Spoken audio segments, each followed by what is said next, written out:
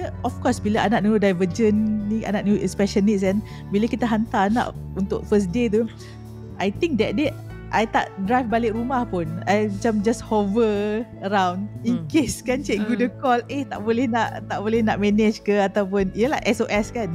So when our kids get to go to an alternative learning center or a learning center di mana we can maybe pick and choose, okay, for 3 months maybe buat 2 subjek sahaja, for example. In the case of this particular student saya, which I suspected he had ADHD actually, umur dia 10 tahun. Tetapi tahap matematik dia dah ke sampai tingkatan 1.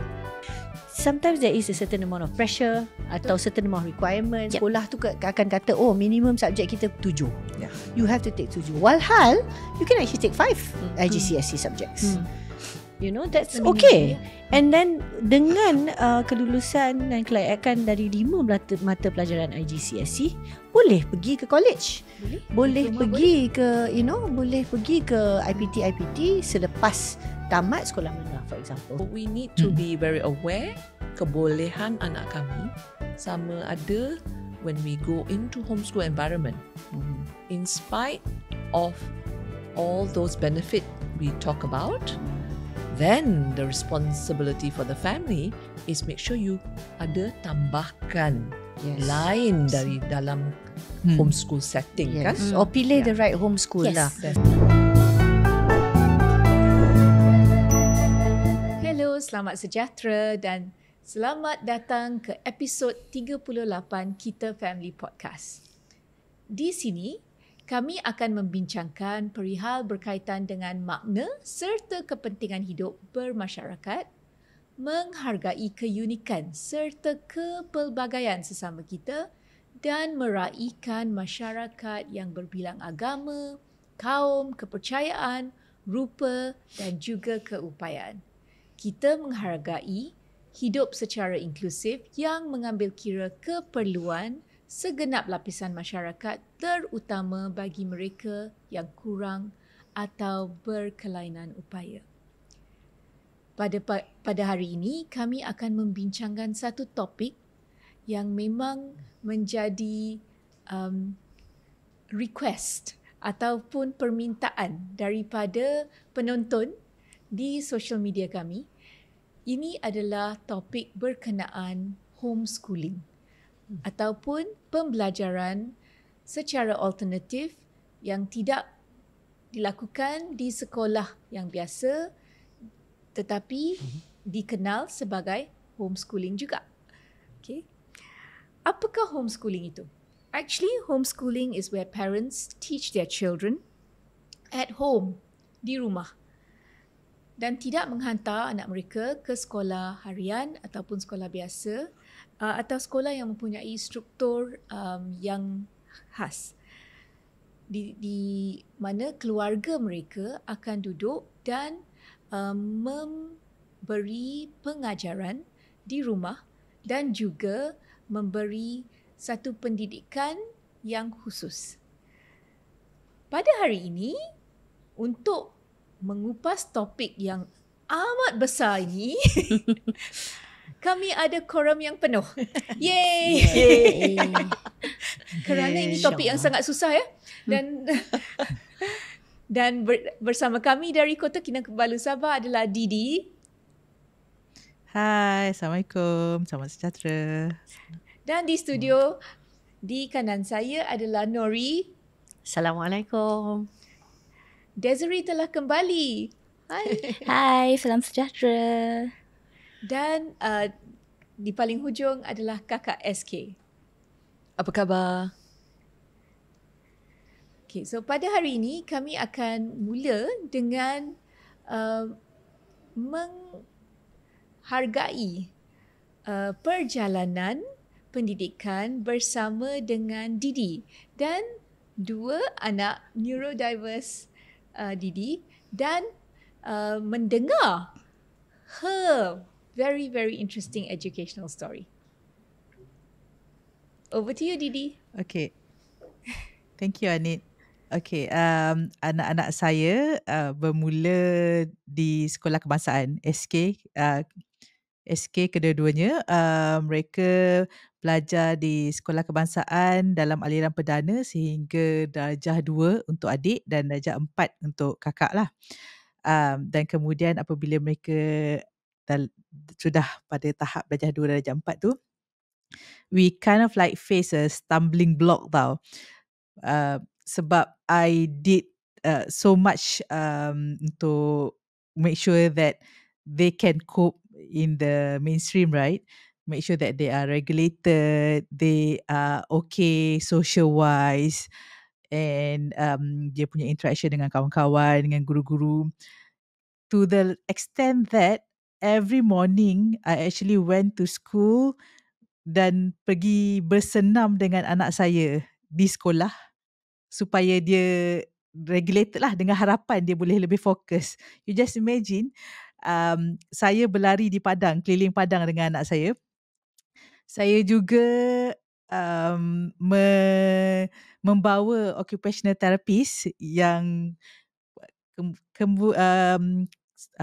kebetulan duduk dekat dengan rumah saya. Dan saya minta dia buat sesi lah dengan anak saya sebelum kelas untuk nak dapatkan tahap fokus and everything. You just imagine di sekolah biasa ni, pagi-pagi bila ada sesi guru besar, ada sesi membaca dengan anak murid yang lain, everyday dia akan buat dalam pukul 7.40 sampai 8 suku macam tu. So instead of anak saya yang bongsu, instead of duduk membaca, saya minta kebenaran untuk buat aktiviti lah dengan dia. Kan, untuk dapatkan tingkatkan fokus dia. So kita buatlah aktiviti motor skill, gross and fine motor skill, and then a lot of exercises nak bagi dia regulated, dan harapannya ialah bila masuk dalam kelas dia lebih fokus. Tapi even with that, I think the struggle in SK kerana terlampau banyak subjek dalam satu hari, ada lebih daripada 5-6 subjek. And then bila you ada masalah fokus, you tak boleh retain fokus lama, kemudian ada masalah transition. Bila banyak subjek, maksudnya ada banyak transition. Kalau satu transition pun susah, macam mana 5 hingga 6 transition. Dan bila kita cakap tentang aliran perdana, dan anak-anak saya masuk ke aliran perdana tanpa melalui PPKI, jadi tak ada support yang cukup. Dan walaupun dari segi sosial kawan-kawan banyak membantu, tapi dari segi development bahasa, anak-anak saya prefer untuk menggunakan bahasa Inggeris. Jadi bila di SK kan, semua subjek, walaupun mereka dapat masuk kelas DLP di mana subjek Science and Mathematics in English. So dah ada 3 subjek lah dalam bahasa Inggeris kan. Bahasa Inggeris, Mathematics and Science in English, and yang the rest semua still bahasa Melayu. And then dengan banyak, you boleh imagine tak, bahasa Melayu pun susah untuk mereka. Kemudian ada subjek bahasa Arab, pendidikan Islam pun dalam bahasa Melayu, dan ada subjek Jawi lagi. Jadi all this kan, banyak sangat subjek yang jadi struggle tau untuk anak-anak saya. Jadi kami mengambil keputusan untuk mula-mula rehatkan. I think dalam kita punya discussion sheet tu kita ada sebut de-schooling, take them a while. Ya, di school, keluarkan sebentar, tapi dengan kebenaran pihak sekolah, saya cakap okey, saya nak bawa anak-anak untuk belajar di rumah. Tapi masa tu kita tak tahu lagi plan kita lepas tu apa. So masa tu rehat dulu, belajar di rumah. And bear in mind, I'm not saying that I'm a qualified teacher, but I have a degree in BEd TESOL.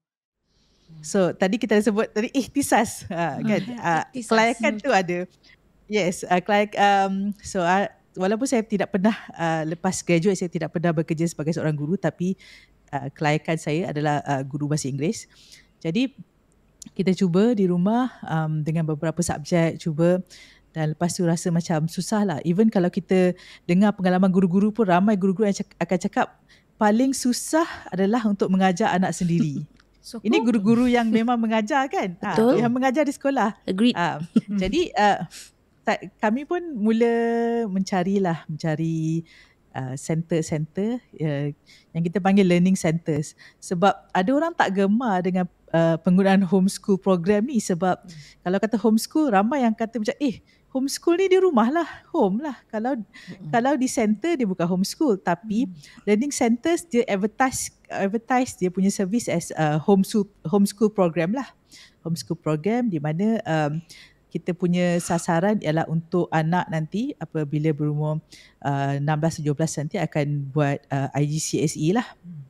Jadi silibusnya daripada UK, tapi dia tidaklah diberatkan dengan exam macam exam masa darjah 6, masa dekatan 3. Dia ada exam tu ada, tapi dia target dia adalah pada akhirnya IGCSE. Jadi silibusnya dari UK dan semuanya dalam bahasa Inggeris. Jadi setelah dibuat, kita pun make a call, make a visit, tanya few centers, dapatlah jumpa center yang kecil. It's a shop lot lah, shop lot atas 7-Eleven kot masa tu. Jadi kita cuba, tapi of course bila pergi same as what I did masa mula-mula anak masuk SK, kita ada bawa profile anak kita. Kan dalam episod Choosing School tu saya ada cakap kan, kita perlu kenal anak kita, level anak kita macam mana. So bila jumpa dengan management, I explain and describe my children, their strength, their weaknesses, apa yang kita perlu bantuan dari segi fokus and everything. Mula-mula tu anak-anak macam reluctant lah, macam alamak nak pergi. It's not a school sebab it's like a tuition center kan. Dia ada kelas kecil dalam macam setting macam pejabat macam tu. Dia tak ada padang, tak ada kantin. Jadi macam anak-anak macam okay ke? But I just told them, masa tu saya belum keluarkan anak saya secara official daripada SK lagi. Anak masih dalam tempoh bercuti, tempoh yang saya mohon untuk bercuti lah. Jadi minta anak untuk cuba, just encourage them, tak apalah, cuba trial dulu, let's give this a try. And pada hari pertama kan, bila dah habis tu, kita of course bila anak neurodivergent ni, anak special needs kan, bila kita hantar anak untuk first day tu, I think that day I tak drive balik rumah pun. I macam just hover around in case kan cikgu dia call, tak boleh nak manage ke, ataupun yalah SOS kan. So tapi alhamdulillah habis waktu kelas tu, time to pick them up, and then pick them up. Bila masuk dalam kereta, macam biasalah kan, kita mak-mak yang tanya, how was school? And my daughter yang mula-mula reluctant kan, yang macam tak nak lah, macam kenapa perlu sekolah ni, I want to go to my old school. Dia cakap, why you didn't send me earlier to this center? Fell in love. Wow. New setting kan. One up for they mama. love it. They love it. I think especially because of the language. The language nombor satu lah, because everything is in English. Dia dah lega dah. Mak dia nak bawa pindah pergi negara yang semua orang cakap English tu tak mampu lagi. So okay, dapat center yang macam tu. And dengan group yang kelas yang lebih kecil, dan subjek pun kita hanya tumpukan dalam 3-4 subjek saja, dan dalam satu hari hanya 2 subjek saja. So pagi 2 jam satu subjek, kemudian ada lunch break, lepas lunch break lagi satu subjek 2 jam. So the load untuk belajar tu sangat-sangat lebih ringan daripada sekolah kebangsaan. Dan anak-anak saya sangat happy lah. And then of course when the center tu kecil, kita punya relationship dengan guru-guru dan management also becomes easier. Kan? Sangat rapat kan Didi? Yes. It's So those are our experience. But I want to add this, so much of people think that homeschool is an alien concept. Anak saya mula homeschool program pada tahun 2019. And what do we know? 2020, what happened? Yes, lockdown. Semua orang homeschool. The whole world. Diwajibkan homeschool. Including the parents. Yes. Betul Didi. Pada masa itu kami semua beriktisas menjadi Automatic dapat qualification. Semua layak. Okay, saya nak tanya satu lagi Didi. Pada masa mereka bertukar dari sekolah kebangsaan kepada homeschooling center itu, apakah perbezaan dengan the level of homework Sebab ini menjadi satu topik yang sangat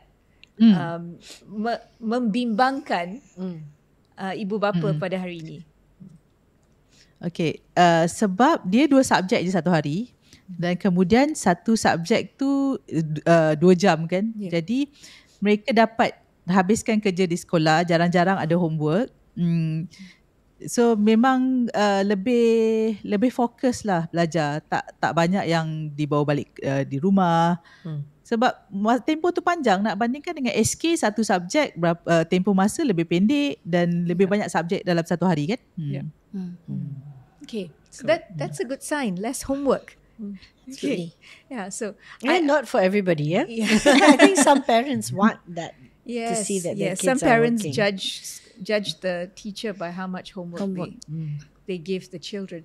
Okay, so we'll go to Desiree now to say what do you think the benefits of homeschooling are to neurodivergent children? Saya rasa banyak sebenarnya benefits ni, kerana seperti Didi cakap tadi, setting dia lebih khusus kan, and it's smaller setting, smaller sizes. And pengalaman saya dengan salah satu pelajar saya di my center, dia pergi ke sebuah homeschool di mana it is self-paced. Dan pelajar ni dia berumur 10 tahun tetapi tahap dia untuk setiap subjek berbeza. So this kind of homeschool setting di mana pelajar can go at their own pace for that particular subject memang sesuai. So I think that is the case for a lot of our neurodivergent kids. Dan contoh seperti Didi bagi tadi di sekolah kebangsaan memang banyak subjek. It's a bit harder, it's not a bit hard, it's a lot harder to cope. Saya dengar pun saya penat, you know. So when our kids get to go to an alternative learning center or a learning center, di mana we can maybe pick and choose, okay, for 3 months, maybe buat 2 subjek sahaja.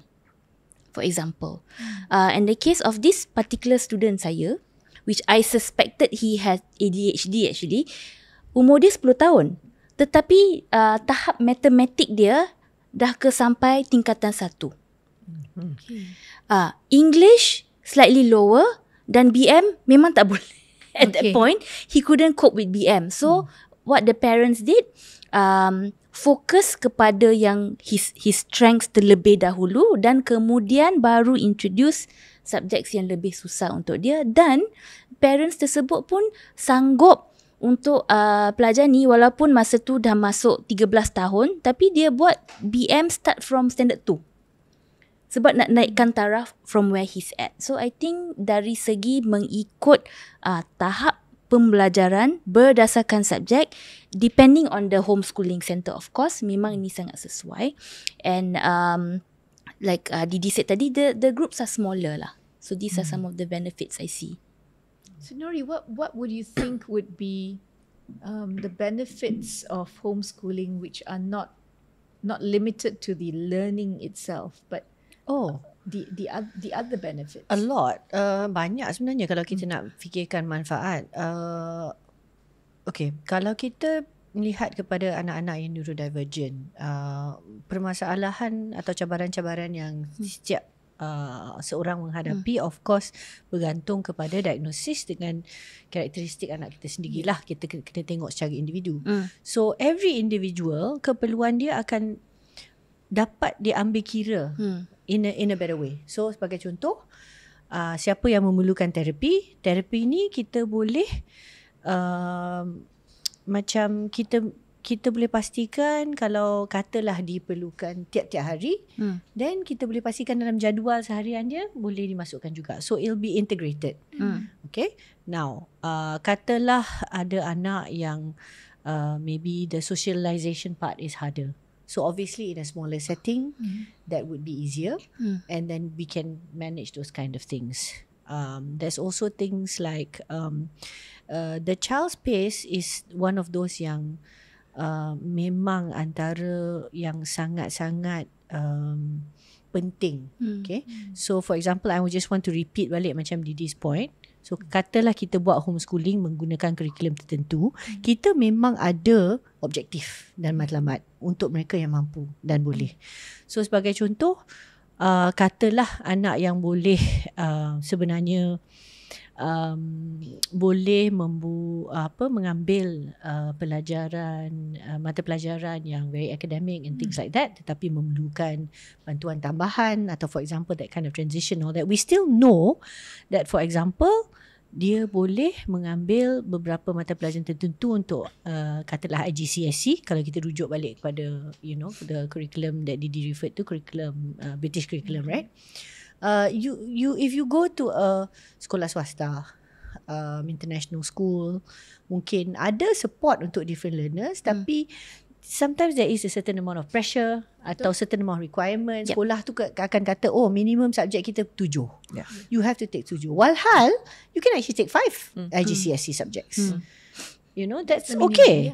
And then dengan kelulusan dan kelayakan dari 5 mata pelajaran IGCSE, boleh pergi ke college. Boleh pergi ke boleh pergi ke IPT selepas tamat sekolah menengah, for example. So the thing that matters to a lot of parents is that anak neurodivergent pun akan terus mendapat peluang. So macam mana nak mendapat peluang? Unfortunately in our world, systems exist where the system is like, system tu like hampir mewajibkan kita untuk dapatkan kelulusan atau kelayakan tertentu. So many parents still feel very pressured to make sure that the academic thing is there. So if the child is able, then of course they can take their time and then terbukalah kepada mata pelajaran tertentu and all that. And then you have an option. Kalau the center that you have chosen tak ada semua mata pelajaran yang diminati anak kita, boleh kita tambah daripada online, for example. There's a combination of things that can be done. Also things like keperluan setiap anak, tadi kita sebut sebagai contoh like therapy, but maybe for example kalau kita nak meminta sekolah tu membuat setting classroom in a certain way, multisensory approaches, if it's needed. Multisensory approaches if it's needed. Kalau kelas kalau kelas size tu kecil atau anak kita mendapat individual attention, then obviously they can take their sensory breaks, they can walk around. Accommodations are a bit easier.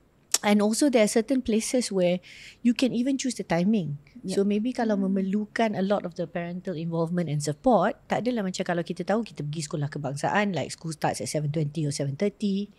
It has to start a certain way, it has to finish a certain way.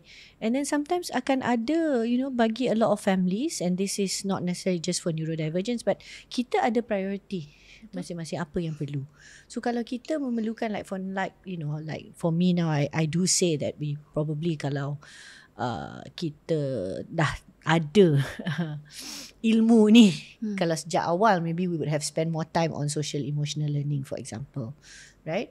Ataupun you have certain values, or you want to spend a lot of time dengan pendidikan agama sebagai contoh. So it's like you can do this, you can kind of mix and match. Now of course this brings to the big question of how do you do this, and can you actually do this? Sebab kalau kita sebut dan kita nak melihat homeschool ni, apakah status homeschool in Malaysia? Yes, it is pilihan yang wajar, sangat digalakkan untuk anak-anak tertentu, dan ia adalah sesuatu cara atau aliran pendidikan yang dibenarkan mengikut undang-undang. So it's legal. It is legal. Important to know that. Yes. So it's important to know that. I have to say a but though. The but is that you really have to figure out the selok-belok of all of this lah. I think yang paling utama is kalau anak masih di peringkat umur sekolah rendah, because kalau mengikut undang-undang Malaysia, our Education Act, and I think maybe Anit will know better, but if you are primary school age, you have to be at school. Yes, it's Wajib. compulsory. It's compulsory. Every Malaysian citizen and child deserves an education, and in fact must be educated. Right? So ini telah membenarkan anak-anak kita yang neurodivergent atau mempunyai condition apa-apa atau OKU berhak untuk pergi ke sekolah. So it's interesting that this law was used in this way, Enforcing an right? inclusion, yes. Maknanya kalau sungguh pun kalau sekolah tertentu tu tak berapa bersedia, whatever, dia tak boleh tolak kehadiran anak kita lah, kan. But at the same time, this will pose a bit of a problem kalau katalah kita rasa sekolah kebangsaan, even PPKI ataupun sekolah swasta ke apa-apa memang tak berapa sesuai untuk anak kita. So the first thing you need to do is you need to mohon to pejabat pendidikan lah. You have to request first. And the request is possible, of course, because it can be done. Kalau kita tengok tu, katalah pergi melihat secara rasmi, apakah sebenarnya kriteria dan kaedah dan all the steps that you need to take to do this, the list looks very long. Yes. And it looks quite, it's quite heavy, right? Tapi kita tahu in reality, I think especially di negeri-negeri seperti Selangor and all this where it's become a very, very popular choice for Malaysians, I think there is some flexibility, and of course akan diambil kira especially bila anak kita neurodivergent lah, maknanya sudah mempunyai diagnosis dan kita dah tahu they are just different learners, right?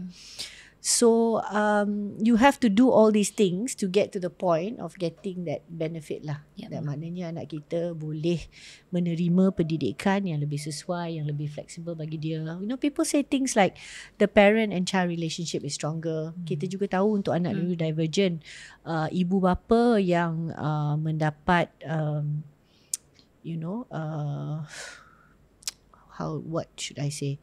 I suppose it's a combination of training ataupun berusaha untuk mendapatkan mungkin kelayakan tertentu, meneruskan pendidikan diri sendiri untuk membantu anak, right, at whatever kind of level. Kita tahu dari segi pengalaman dan kajian semua menunjukkan bahawa ini akan memanfaatkan anak, right? So the outcomes are better if the parent continues to be educated and trained in this respect. So if you have to homeschool, whether you do it at home or you do center-based homeschooling, usually the parent is more informed, is more involved, terpaksa be more educated.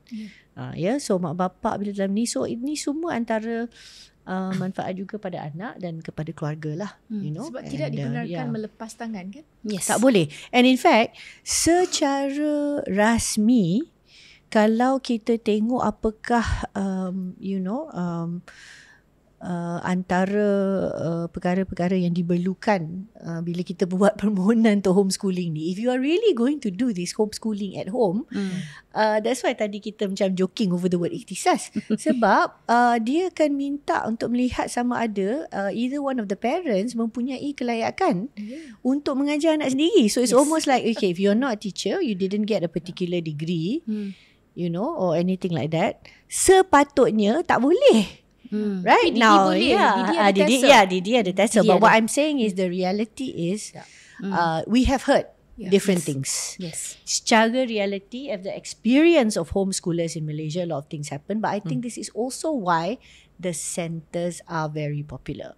So I had this big question when coming into here. So maybe I will bounce it back to either Kakak or Desiree. Kalau kita baca online atau kita cuba tengok contoh-contoh,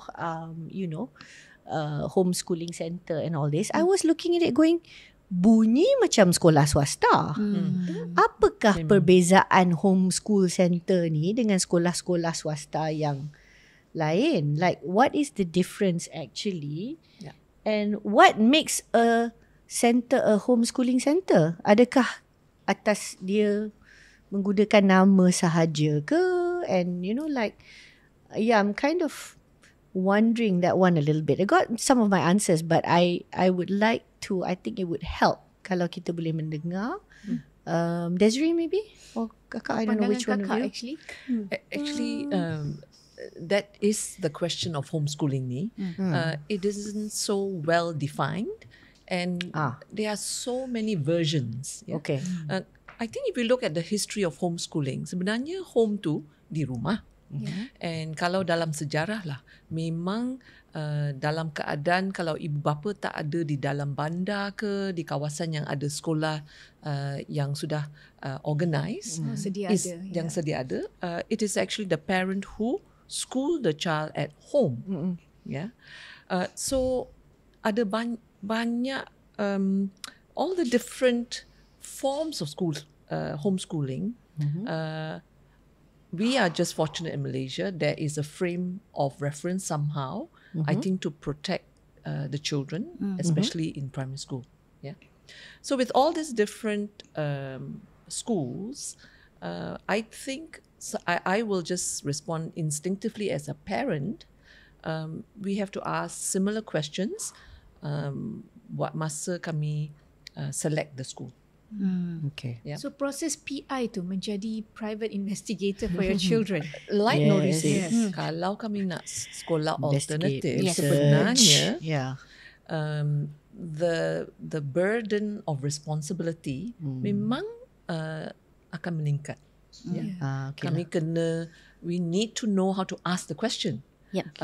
So it's, for me, I believe it's very similar macam mana kami select sama ada sekolah government school. Also we try to select and get the right address and go to the school. Kan? Betul tak? Yeah. What more kalau private school? Tapi Yeah. kadang dalam keadaan homeschooling ni, we still have to ask, especially kalau anak-anak kami neurodivergent, sama ada homeschool ini ada experience untuk membantu, not membantu, but menyokong. Accommodation. So the process support, yeah. of how do they assess, Yeah. yeah. And I'm afraid sebenarnya ramai yang masuk sekolah homeschool because they are looking for inclusive environment.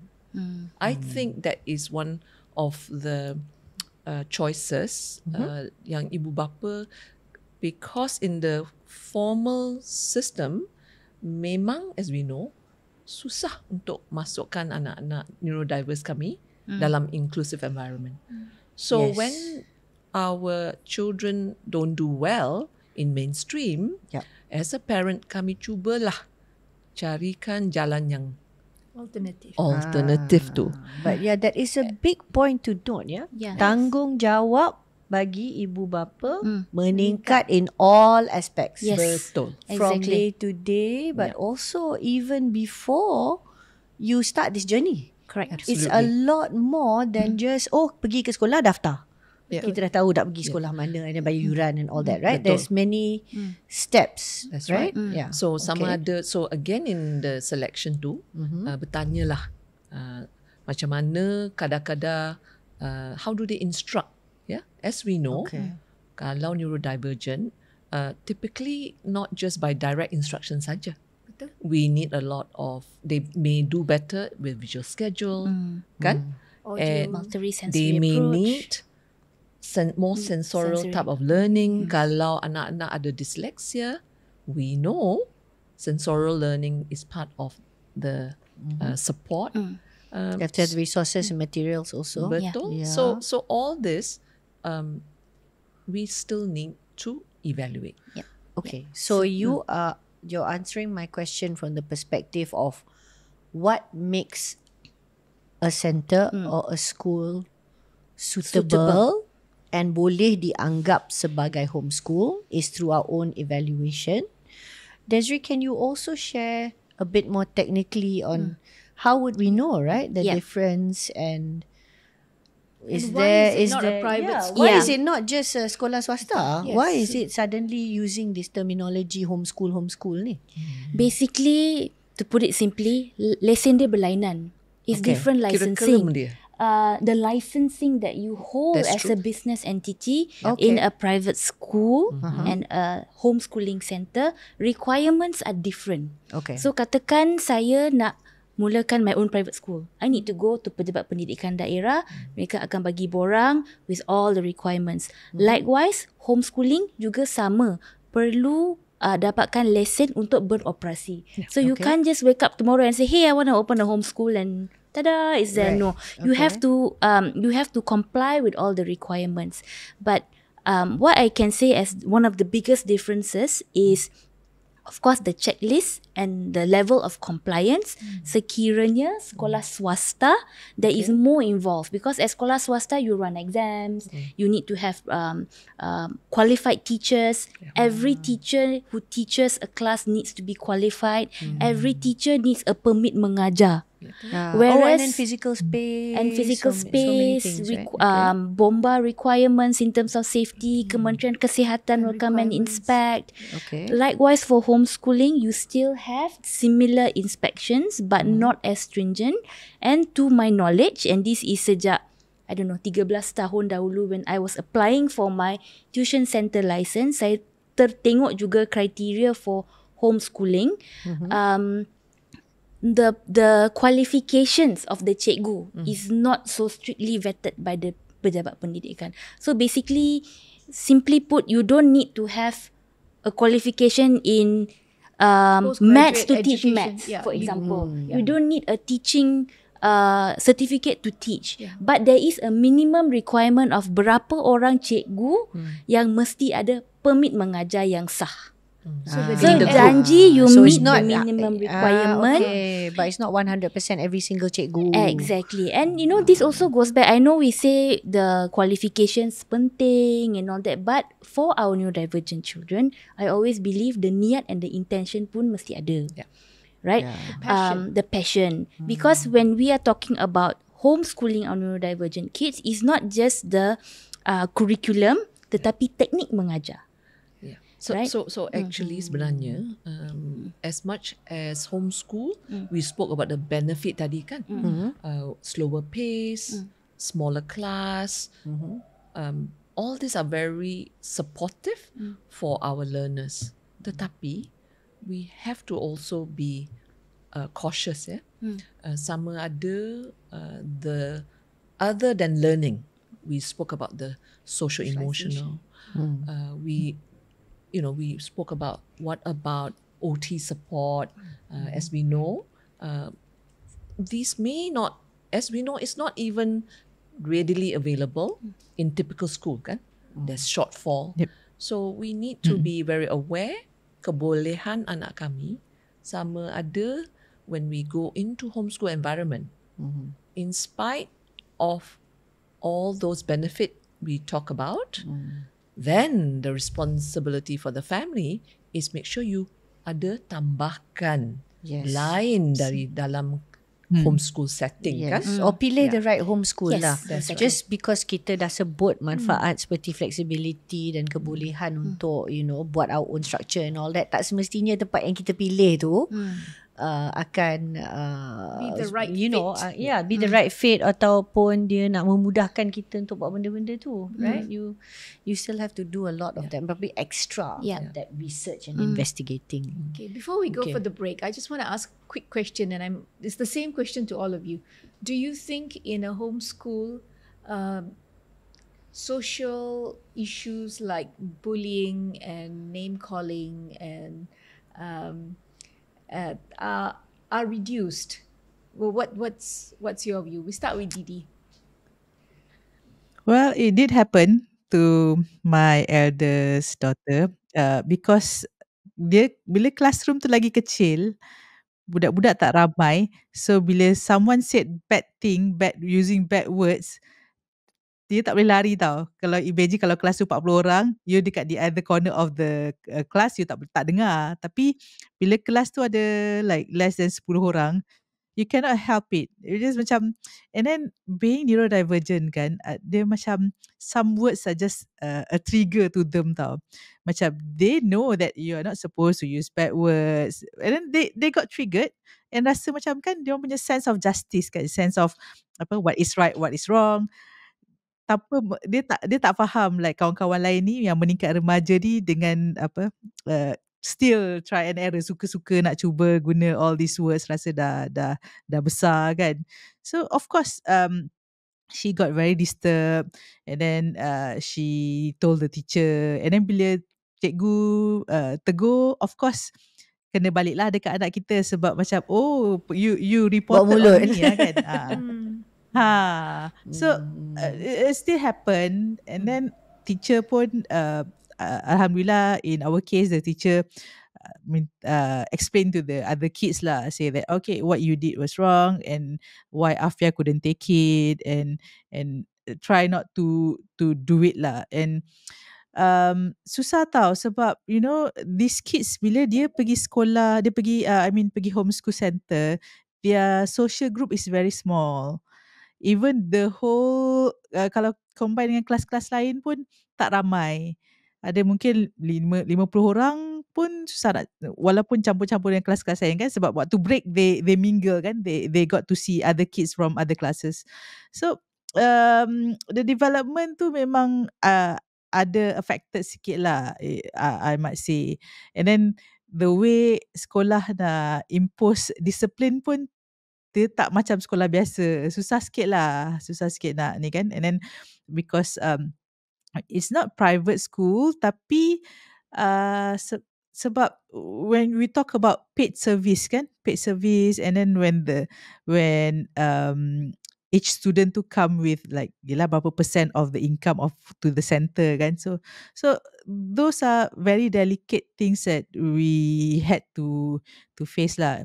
Sampaikan bila pindah sini and di Kota Kinabalu, of course we tried to find homeschool program and we managed to find one which sudilah nak menerima anak-anak saya, dan anak saya masih lagi dalam one-to-one class sebab dia still rasa tak ready lagi untuk masuk dalam group sebab of the effect of this not direct bully, but kan dia rasa tak selesa lah with kids, other teenagers using all these bad words. But social pressure. I also believe that I also believe that kalau dia di sekolah tak kira lah private ataupun government school where like 30 to 40 students, these are the things that would still affect her. Absolutely. Kan? Yeah. Tapi at least dia ada pilihan. That particular. Kan dia ada pilihan untuk one to one. Kalau pergi sekolah swasta ke sekolah kebangsaan, confirm tak. Sekolah swasta pun I don't think most of them will be able to say okay, I will teach your child one to one for a while. Tak ada. Mana ada.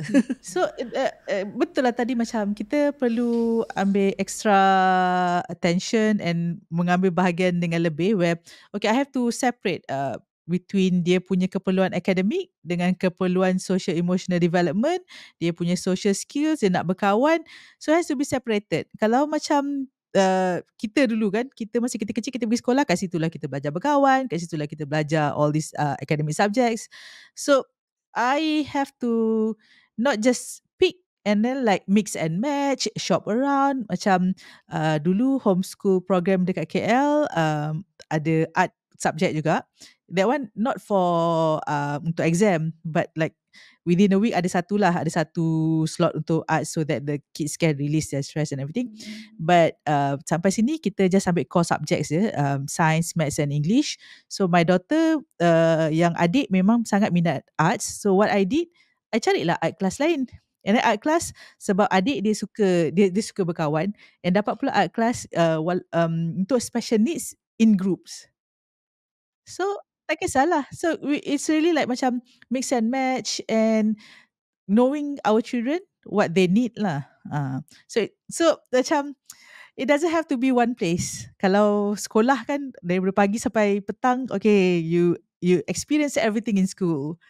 But now kena usaha lebih lah. So the mother like me, I have to drive around, and then bila pindah daripada KL ke KK, trying to find all the centers, apa yang available, all these classes. As Kakak said, it takes a lot more perhatian and a lot more dedication. Dedikasi daripada ibu bapa itu perlu ditingkatkan juga kan. Yep. Okay. So a quick one, what do you all think about this social issues? I think the issue of bullying, whether the school size is large or small, so one of the disbenefit is when it's small, susah nak larikan diri kan, susah nak tukar-tukar kawan dia. But in a small environment too, I believe then the attention or the awareness of the guru can also come and can help. Yeah. So again, it's such an individual situation, but important to say that we must not tolerate bullying. Yeah, we need to values address of it. the school. Yeah. This is antara soalan-soalan yang kita perlu ketengahkan lah. Kalau benda ni dianggap penting bagi kita, especially kalau kita dah ambil keputusan keluarkan anak kita daripada mainstream, daripada sekolah biasa di atas sebab bullying. Of course kita tak nak masuk pula ke homeschool dan benda tu akan berlaku juga. So if you got you know, then to me that's one of the things that if it's personal criteria for you, Yes. you should ask. So in your whatever it is, right? Like, I need to my therapist to be able to come, or my child needs to be able to go in and out, or it's like, I definitely do not need my child to be bullied again. Yeah. Yep. What is your value? You know, and Yes, then kalau dia dah tahu that, you know, the homeschool, there are homeschools that they operate sort of like exclusive schools, or they try to be. I think some also like inculcate those values lah. That means everybody is made aware that we are an inclusive learning environment. So it's interesting, right? On the one hand, you would think, oh, maybe there's less, but it's like, oh, if it is, but it's still intense, and at the end of the day, you are still dealing with manusia, Exactly. smaller manusia, little people of primary school age. So maybe the caution for the families is Yeah. is not about the school alone. Do go and the social detective part lah. Still have to Find do out all that. why has that happened, and listen to our children. Bullying, I think, can happen anywhere. It can just be two people sitting next to each other and someone's bullying the other one. It could even be the teacher bullying the student, right? But I think that one of the benefit of a smaller, more contained environment, and it could go on your list of criteria when looking for the schools, do they have CCTV in every classroom, in every corridor? And nowadays CCTVs come equipped with audio as well, so you can hear what's going on if there's a conversation. So I think, and going back to what Kakak said, being vigilant and knowing. And Is there having more preventive things kan in that environment mungkin? Okay. On that note, we're going to take a short break. We have discussed extensively, but when we come back, we will go into the specific criterias that would be red flags or green flags when it comes to homeschooling. See you in a bit.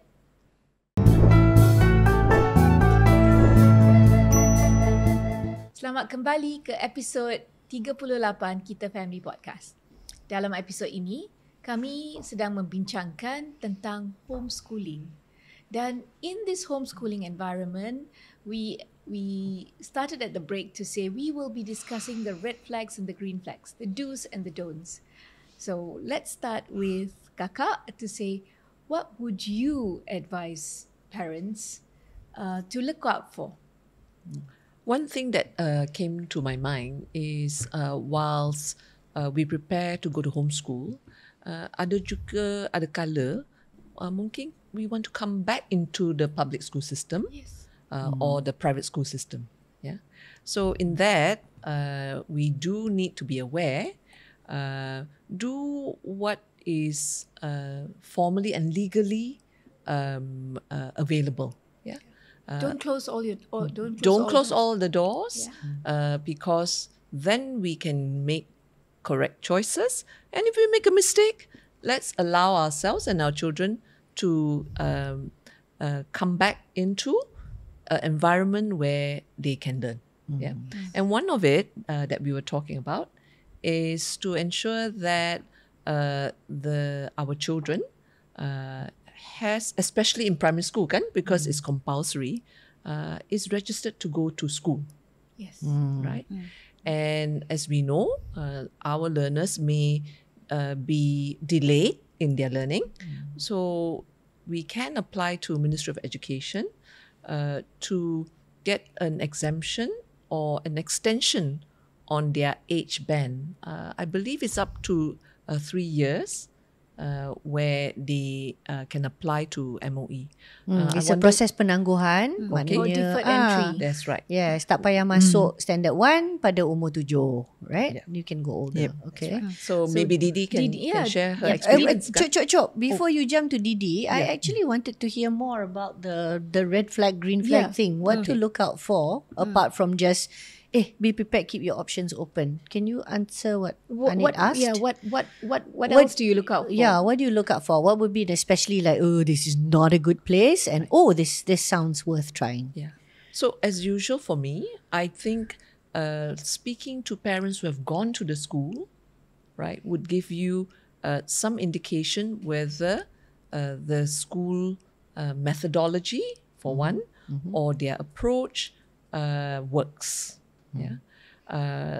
The licensing, I believe, is important. That allows the authorities, if there's anything amiss, we can then also get help. Yeah, Yep. I think that would be a second one that's important for. I think that's a great point because you tak nak masuk homeschool and tiba-tiba homeschool tu tutup kerana tiada lesen.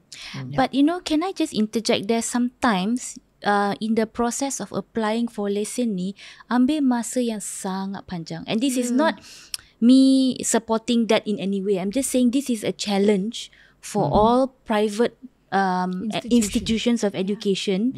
Having that experience myself where you have to show that you have a premise and you're paying rent. But your licensing can take up to 1, 2 or 3 years. But the most important, I think you can, going back to Kakak's point, is you can ask them, adakah perlesenan dalam proses? Because they should have a document that says pending full license. Yes. Permohonan tu Dah kena lah. dah masuk. Dah masuk. I Yes. think itu kita tahu pengalaman di Malaysia ni. I'm so sorry lah, not quite legal, fully legal or whatever. Tetapi usually macam tu mungkin akan mula beroperasi sebelum kesemua dokumen-dokumen dan lesen Mempunyai checklist. dah diluluskan 100%, right? They will sort of start. But I think just make sure at least that's true. Janganlah tak ada lesen langsung. Yes, exactly. Then siapa nak tengok kalau Dalam proses is important. dalam proses at least that's the minimum, right? Sebab kalau tidak nanti siapa akan pantau, siapa akan bantu kita tengok whether tempat ni sungguh pun berbandingkan dengan sekolah, like as you said, criteria checklist dia kurang, but like then there's no legal review or oversight at all. Correct. And dalam proses also means bila permohonan telah diterima, dokumen mereka lengkap actually. Dah lengkap. Dah lengkap. Yes, Pejabat pendidikan daerah tidak akan menerima application yang tak lengkap. So you know it's complete. It's just that That's a it's good point. taking It's just time. taking some time. It's just Okay, taking time. That's a very good Yes. point. So I'm going to jump in on the things to look out Yes, for the on that red- note. Yep. Is for me, high on my list of priority is security. So adakah center tersebut do you have CCTV? Do you have locks on your doors? Kan, like those electric locks. People coming in and out. What are the restrictions? Normally we shouldn't allow lah siapa-siapa nak masuk pantau and all that. Even if it say pantauan from penjabat pendidikan, of course you have to allow that. Yes. But does the school allow walk-in visitors, or is it only by appointment? Do you have those electronic locks on the door? Do you check CCTV before they come in? Pick up and drop off What's the requirements process? of the child. I think with a lot of our neurodivergent children, especially those who have elopement, we want to know that the doors are properly locked and where are the release buttons. Our kids are smart, boleh je cari release and run out. So so for me, that is for any kind of school. I think that's important. Okay. Okay, Nori, anything that that comes to mind that you would think? No, I don't. I can't think of any right now actually. I think we can go ahead to jump to Kakak wanted to ask Didi Yeah. something about the penangguhan. Because Didi, you actually did it, right? For the girls or at least one of the Yes. girls? Yeah. Yeah. So tell us for your story. Amy, for Yeah. my younger daughter. Okay. The thing about Amy, she was born on the 31st December. Oh, The yeah, and very end of the year. Okay. So according to the year, untuk anak kita daftar ke sekolah, bila dia lahir, 1 hari bulan tahun itu hingga maksudnya kalau dia lahir 1 hari bulan dia akan pergi dengan kawan-kawan tahun sebelumnya. Jadi Amy kalau dia lahir 2 hari bulan 1, dia akan pergi dengan grup yang tahun seterusnya lah. Jadi beza hanya berapa hari kan, hanya 2 hari, dan kemudian memang dia ada autistik, ada neurodevelopmental issue dah ada kat situ. And then sebab dia masuk pemata kunia ketika berumur umur 5 tahun. The whole umur dia 5 tahun dia di pemata kunia, and then pemata kunia rasa dia ready lah untuk masuk aliran perdana. But I felt that I wanted to give her a chance 1 more year. Sebab maksudnya umur tu dia 6 tahun. Dia baru je turn 6 tahun tapi dia dah boleh masuk darjah 1. But tapi I chose to nak masukkan dia ke tadika biasa. Tadika biasa, bukan special needs or anything. Jadi untuk dapatkan kelulusan, what I did, beberapa bulan sebelum dia masuk ke tahun 1, sepatutnya masuk ke tahun 1, ketika itu dia masih di pemata kunia lah, saya pergi ke Jabatan Pendidikan Negeri, dapatkan borang. So dalam borang tu dia adalah minta beberapa perkara, saya pun tak ingat apa yang perlu, tapi saya selalu macam ni, bila kita nak mohon sesuatu, kita lebihkan kita punya dokumen sokongan, supaya it's not just about kita minta saja, bukan kita pandai-pandai mohon, kita suka-suka. Ada report daripada psikologis, ada surat penerimaan tadika yang akan menerima Amy, surat tawaran lah, bukan tawaran, surat apa maksudnya tadika tu kata acceptance letter, saying that yes, Amy akan belajar di situ. Dan kemudian terapi center pun ada cakap okay, Amy akan attend terapi di sini sekian-sekian. Termasuk surat daripada doktor juga mengatakan Amy belum bersedia untuk masuk tahun 1 sebab fokus apa semua. Jadi bukan sekadar permohonan kepada JPN. What I did, sebab sebenarnya saya dah mohon sebelum tu lagi lah. Kan untuk mohon darjah 1 ni, kita perlu buat 2 tahun sebelum anak masuk darjah 1. Betul. So masa umur 5 tahun tu kita dah apply online kan. Jadi Amy dah dapat sekolah mana yang dia boleh masuk. Dia dah dapat sekolah. So sekolah itu adalah sekolah di mana kakak dia pergilah. Jadi saya pun pergi berjumpa dengan guru besar. Kita discuss lah, kita cakap okay, situasi ni macam ni. Okay, dia memang dah boleh masuk darjah 1, tapi saya mempunyai niat untuk menangguhkan kerana yelah nak bagikan dia lebih latihan, lebih exposure, and setahun tu banyaklah benda boleh buat kan, and dia boleh tingkatkan lagi dia punya kemahiran sosial. Dan guru besar tu setuju. Jadi lebih senang lah sebab kita dah kita boleh nyatakan dalam surat tu, guru besar pun sudah bersetuju. Perlu sekolah tak mana dapat tanda tangan ke apa-apa, Didi? Tak ada. Daripada sekolah tak perlu sebab penangguhan tu diluluskan oleh Jabatan Pendidikan. Okay. Walaupun kita dah dapat spot di sekolah. Betul. Tapi kita bagi tahu lah, that's the thing. Even masa saya mohon untuk anak saya berhenti sekolah untuk pergi ke homeschool program pun, it's all above board. I made it into writing. It wasn't like macam kita terus hilang dari radar. Dari sistem, yes. Memang ada writing, ada surat sokongan, ada explanation, dan ada walaupun masa homeschool hari tu pun kita tak nyatakan center mana sebab dia bukan sekolah kan.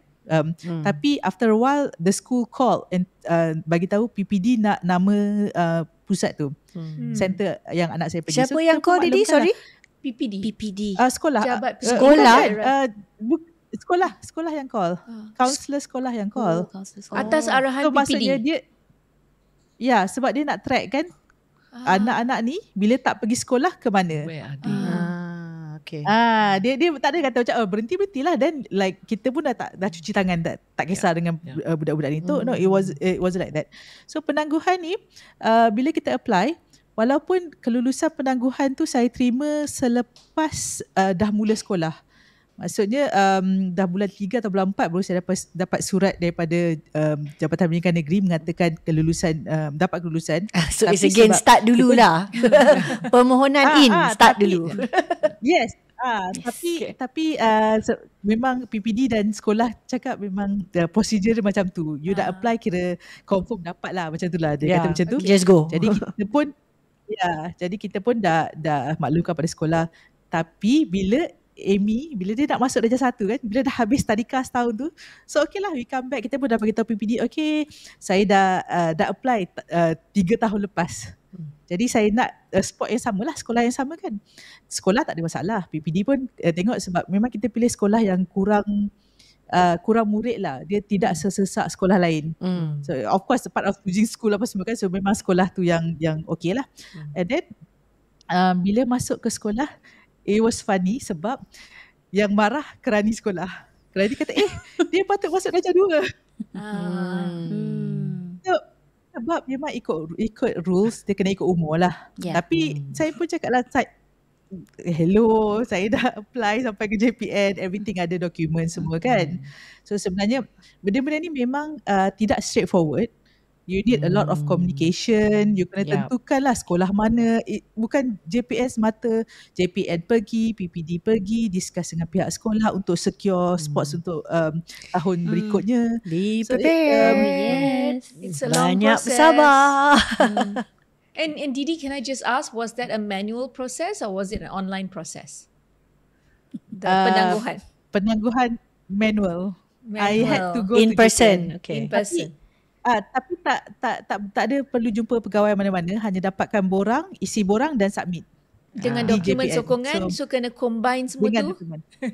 Submit Yes. physically. Actually, Physically, yes. I want to encourage family yang dengar podcast ni. Even at Oasis, we have clients that apply for this penangguhan. Please do, because it is a procedure kan. You need to get a lot of documents, but they are supportive. Yeah. So please They cubakan. meaning? The ministry. Yeah. They are supportive. So because And many parents are not aware, Didi, Yeah. that Yep. this Yeah. can support the child, as we know. Actually, we want to slow it down for them. So there is a formal way. That's good to know. Yeah. Anything to add, Desiree? I think this is a good segue. Sorry, I'm interrupting, but this is a good thing to go into steps of how to homeschool, for Yes. example, right? Yeah. So steps of how to homeschool. I think first thing, decide which route you want to take. Sama ada memang nak homeschool di rumah, ibu atau bapa menjadi cikgu kepada anak, which is a big responsibility, ataupun ingin hantar ke sebuah center lah. And I think the other one is Today's curriculum, adakah itu penting? no online. online You have as an well. online Yeah, option. so there's also Jenis sekolah. online Okay. online option. Tetapi online option pun boleh pilih sama ada buat di rumah, or you want to send them to a learning center to do online, because ada learning center yang menggunakan kurikulum online. So I think first things first, create your own checklist lah. Create checklist anda tersendiri. What You you got need homework now. first is find out what you don't know. Okay. Find out what you don't know. I think that is a great starting point. I hope today's episode and from Didi's explanation, we have given parents a starting point of where to start looking and thinking. So create that checklist and go from there. And like Nori always says, be prepared. Kan? This is not something that we take lightly. The education of our children is a very big responsibility. We as parents, we are responsible for the whole human being, right? But education is also a big part of that. And I think it should also, and I think it is also important that both parents have to agree on the way you want to school your child. Sebab ada je parents yang rasa anak I okay je, hantarlah sekolah mana-mana. But there's another parent who sees the different way in learning and says no, this is not for my child. So yeah, a lot of things to consider. Okay. So what other steps, Nori, do you think? Okay, so I think, well, don't forget the legal step. Yep. Yes. So please apply to Jabatan Pendidikan Negeri. And then, of course, after that, depending on what it is that you're going to be doing, then you have to set up whatever is needed in terms of the learning environment and the resources that you need. So if it's going to be at home, obviously, you're going to have your own structure, jadual and all that. But you can't just, not to say cannot lah, but think about whether it makes sense to just say, okay lah, today we'll sit at the kitchen table, tomorrow maybe we'll just sit on the floor dekat the, you know. So I think it is best to set up a certain sort of structure. So even if your kid is going to be online and all that, and then all of us yang kita pernah melalui zaman terpaksa homeschool di rumah sebab COVID and all that, you know that it makes a difference masa kita ada dedicated space kalau boleh untuk learning and things like that. I shouldn't say kalau boleh. I think kena usahakan lah. You should do that. You should set it up. Now, if it's not in your home, then you still have other preparations that you need to make. So, for example, kalau kita pilih homeschooling center yang tertentu dengan harapan untuk anak kita dapat, sebagai contoh, mengadakan sesi terapi, let's say have your OT come to visit the school. So these are all the discussions that you need to have with semua pihak yang terlibat, including your, therapist or whatever that, is something that can be organised. So katalah kita juga macam Didi kata nak ada kelas tambahan untuk anak kita, dan kita kena check lah balik like apakah waktu yang sesuai, bolehkah anak kita keluar masuk daripada the center, ada flexibility dari segi jadual untuk dia pergi ke certain kind of sports or swimming or whatever it is, right? So you have to set up your conditions. I'm going to check the list so I don't miss anything. So learning environment, satu, and then of course as you choose the school, you can select your curriculum. Please be aware ya, kalau kita katalah kita dah tahu kita ada ikhtisas, kebolehan, kesanggupan untuk ajar anak kita kat rumah, as far as I know, in black and white, you are supposed to follow curriculum kebangsaan. Yes. So if you're going to teach your child yourself at home, I don't know whether there is ada cara untuk memohon menggunakan kurikulum yang lain. Tapi kalau kita tengok rujukan, especially online daripada Kementerian Pendidikan, you're supposed to follow the national curriculum, for example. Okay, but if you are choosing to go to a center, of course you can choose the curriculum. There's very many interesting things yang kalau zaman saya bersekolah dulu tak wujud pilihan untuk menggunakan Canadian curriculum, for example. Tapi sekarang ada. So choose your curriculum. Yes. And then selain daripada tempat and all that, then how about routine? You need to establish a routine. Very important. So even though you're not using the school structure, your homeschooling is not successful if you don't have a structure. A timetable. That suits your child, right? That because you wanted to make your own structure. It's not because you don't want structure at all. Ada methodology homeschool yang berbeza-beza, and then antaranya is like, for you to be a bit more I think there's a flexible way of doing learning, maybe without as much structure. Like maybe you think that, okay, I'm not going to use these specific textbooks. I'm going to find different ways to teach my child. We can go out to the museum and all that. But you still need a routine. You still need something, right? When is your outing days and all that. And you have to set up things like lesson plans. Lesson plans. And then when are your social interactions or playgroups and things like that. So Learning that's like objectives. that's like a relaxed or eclectic homeschooling approach, right? So you need to set that up depending on what you choose, the routine, okay, and then set up your resources and your support also. So sebagai contoh, I think we have online support groups. There are Facebook groups. There are different communities, people who rajin to support this thing by having blogs, online communities that are very supportive of homeschooling and things like that. So connect with other people who are homeschooling. Get all your things ready and everything that is in place that you would need. Macam kalau kita siap untuk sekolah biasa, mungkin kita kena pergi cari uniform, for example. So for your own homeschooling, maybe that's not something you need, but you might need other things. There's a stuff that needs to be at home that maybe other people don't need. You might need a whiteboard or a blackboard or other things like this. So you have to really have that separate checklist just for your own resources and needs. And I think when Desiree mentioned lesson plan as well, you have to be the one to know how to make an assessment of your child's progress. Right. right? Or some kind of method for doing it. So maybe kita macam happy kita tak payah buat peperiksaan pada tahap-tahap yang tertentu yang diwajibkan kalau di sekolah biasa. Tapi kita kena ada juga A form of assessment. Yes, our way of assessing our child. So you need to put that in place, right? Whether it's all those. I just have last one before you jump in for this list. Is actually you are encouraged to maintain communication or support with like, even maybe your jabatan pendidikan negeri or other families that are doing this. And I know sometimes all these things sound quite leceh, and I know it's like, what is the legal status? So in a way, kita tak ada macam Malaysians, you don't have access to funding. You don't have access to all these things like, program susu sekolah or whatever. All the things that might be available kalau kita pergi ke sekolah kebangsaan. Vaccination. You don't have vaccination. You don't get it if you are going to homeschool. Okay? You don't get the books either, yeah? Because if you are in sekolah kebangsaan, you don't have you get free scheme textbooks. scheme pinjaman buku teks, all this, whatever. Tak ada.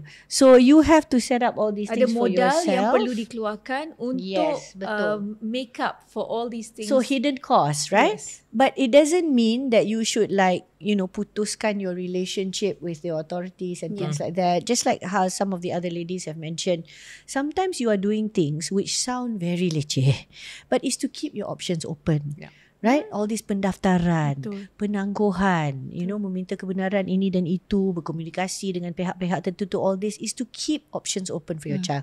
And yes, all these laws, just remember, it is also there for a reason. To protect your child, to protect you.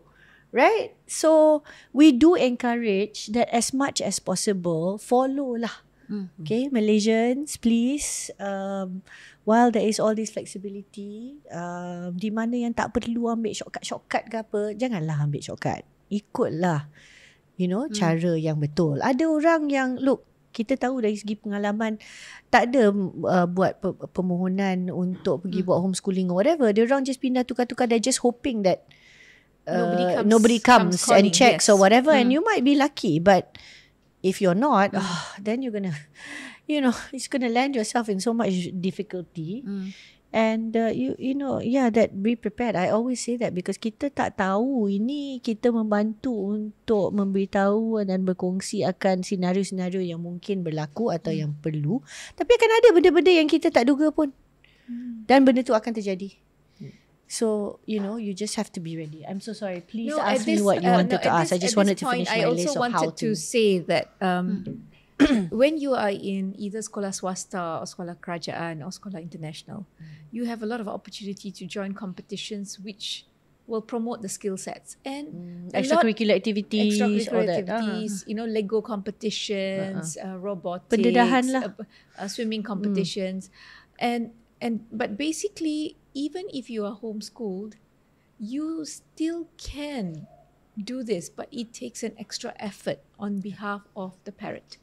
So parents kena lebih giat untuk cari dan put forward a list so that your child doesn't miss out on all this. And true. While you sedang memupuk dia punya strengths masa nak keluarkan dia daripada mainstream school and kata I'm going to focus on strengths and bagi dia, like the example that Desiree gave, maths, able to do jump a few years. So would you then sit for the maths Olympiad? Would you then want to go for the international competition, Singapore maths? What would you do? How can you do that? And I think these are opportunities that shouldn't be missed out on. Yeah. That's a really great point, Anit. Kita tak nak satu keadaan di mana all the pluses that we take from homeschooling, we are not careful about the minuses that can happen.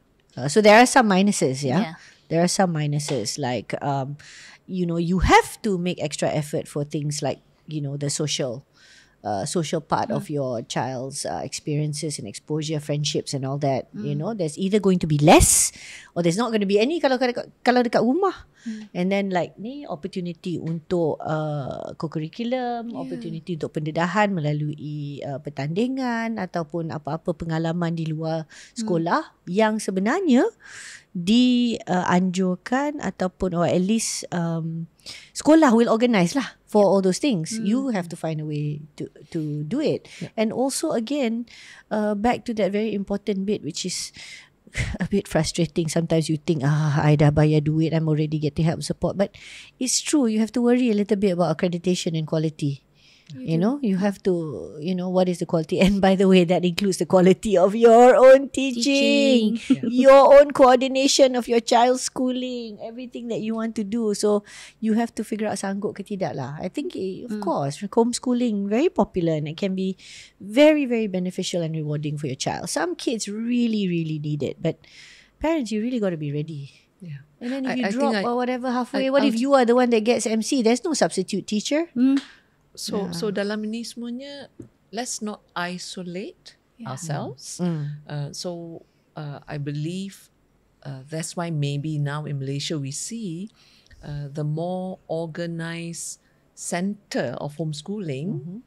I believe it's a preferred choice. They seem to be multiplying more. Yep. Yes. And I think we come back to adalahkan community. Yeah. So Nori, you mentioned, don't cut out the formal system. Be aware. Be in a community. Because these communities can, you don't have to do this by yourself. Yep. Ada kan community yang boleh check and balance kan.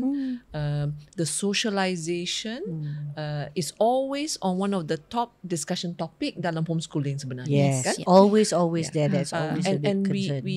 I have experience where they have connected different homeschool communities to do the socialization. Yes. Kan? So check and balance. I love the reminder that although there's flexibility yang kami nak carikan, sebenarnya jangan lupa for anak-anak kami, it's routine. Yes. Routine, pattern, that lagi penting untuk neurodivergent children. All children need it, neurodivergent children need it even more. So I love how we are talking about red flags, green flags, process. So parents, homeschool means you take more decisions.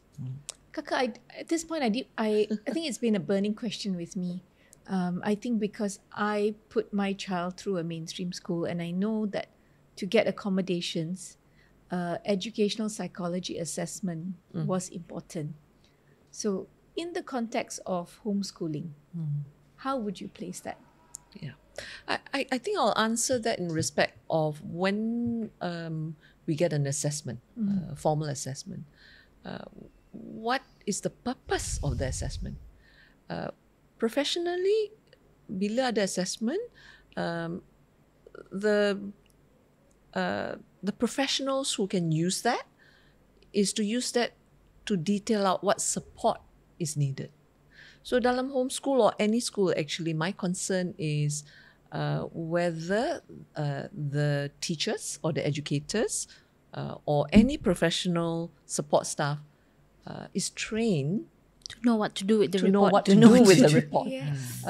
Honestly, there are many instances, kalaupun ada report with an assessment, if we don't have the ability to work and use that report, it may not be important. That's why, again, in selection, and we are aware that there is inadequate professionals, and it's not only in Malaysia, this is a global issue. The responsibility, I think today, I have to say, we have to be aware. It comes back to us as carers and as family. Yeah, it's a really tough one, So I heard recently, for example, that there was a centre. Kalau kita tengok, dia punya official description lah. Kalau atas kertas, kalau secara rasminya, bunyi macam ada behavioural therapist support. Wow, sounds great, right? Itu antara benda yang mungkin kalau saya nak pergi homeschooling center untuk anak neurodivergent saya, memang suatu,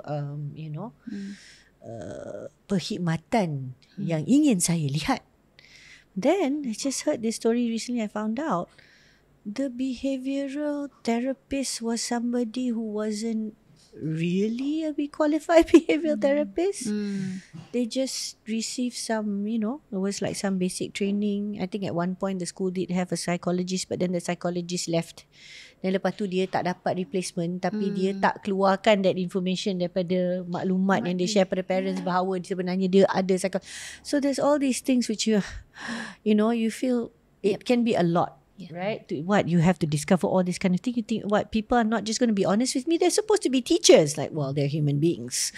So and they're running businesses as well. Yes, and so ada manusia yang tahap etika dia, you have to figure out for yourself, right? In the end, education is a big business. So in the end, you need to figure out whether these places are okay for you. Yeah, you're right. So the progress of our children, needs to be revisited, reviewed, whether formally or informally.